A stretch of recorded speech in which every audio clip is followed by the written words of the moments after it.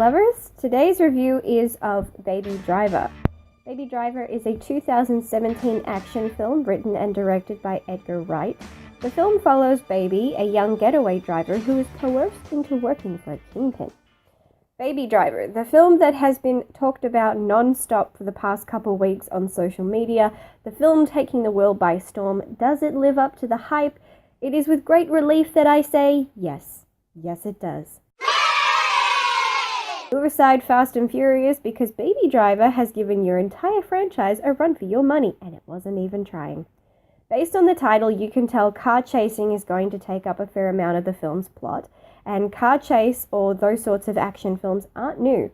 In fact, they seem to be spawning in greater numbers by the year, so audiences are accustomed to all that entails, which is why this film was such a surprise.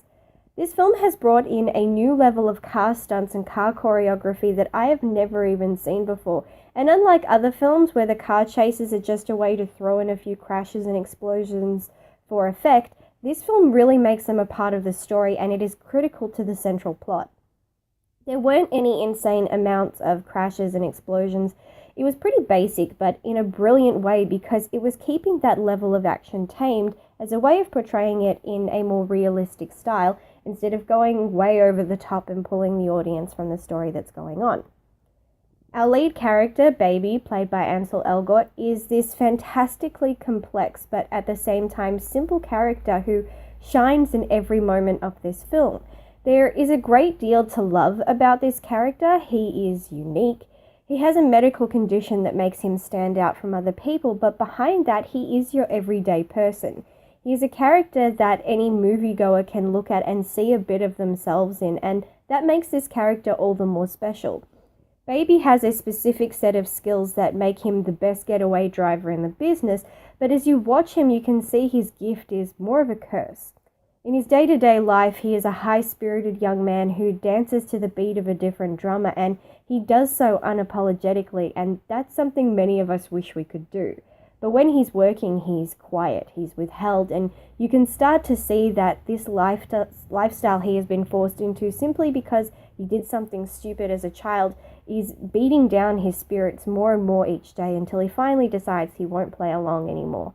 But by then it's too late. The character was superbly written, and Elgort's performance took it to a whole other level. Doc, criminal mastermind and Baby's boss, is played by Kevin Spacey, and there are complexities to this character too. He is a bad guy, and he's not afraid to threaten anyone to get his way, and he certainly doesn't appreciate people stepping on his toes. Yet, as we get towards the end of the film, we see he's not the villain you think. He's more of a villain by necessity. He chooses this persona when it suits him, but he is capable of kindness and compassion when he feels it is warranted. So his character is in a very grey area, which makes him more interesting. Only downside is we didn't see enough of him, and I would have loved to see this character get more screen time.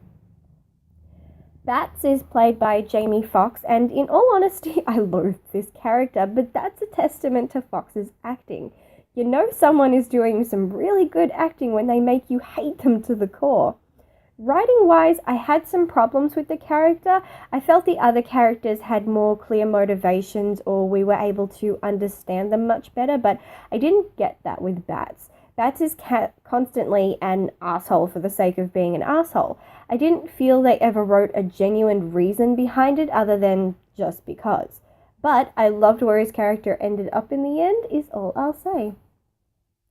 This film is such a ride, and Baby is literally behind the wheel guiding us. He is a character you root for and sympathize with, and the journey his character goes through was just fantastic. The entire journey is accompanied by the most fantastically timed and placed soundtrack in the history of movie soundtracks. Now, I grew up on many of these songs, and on their own, I find myself only liking one line or the chorus, but this film used the perfect parts of the songs and matched them with perfect moments in the film. The music and the film itself had this magical symbiotic relationship, the likes of which I've never heard or seen. It was as though at times the film was the visual story to the music. I don't think I've seen something like this done before. The last film soundtrack anyone raved about was Guardians of the Galaxy, but Those films do not use music in the context that this does, and it is hard to explain because it is so unique. There were some interesting choices in film styles that I didn't expect to see in this, and yet I loved. One scene at the end was so reminiscent of James Dean and his movies, and to have something so brief remind me of something so iconic, that speaks to the level of skill and care that was put into this film. The dialogue had the constant mentioning of cultural references, especially film and music, and I loved it because it was so effortlessly uniting all these things from different decades into one film, and it never once detracted from the story that was being told or the characters being shown. In fact, it was used to help us understand them a bit better.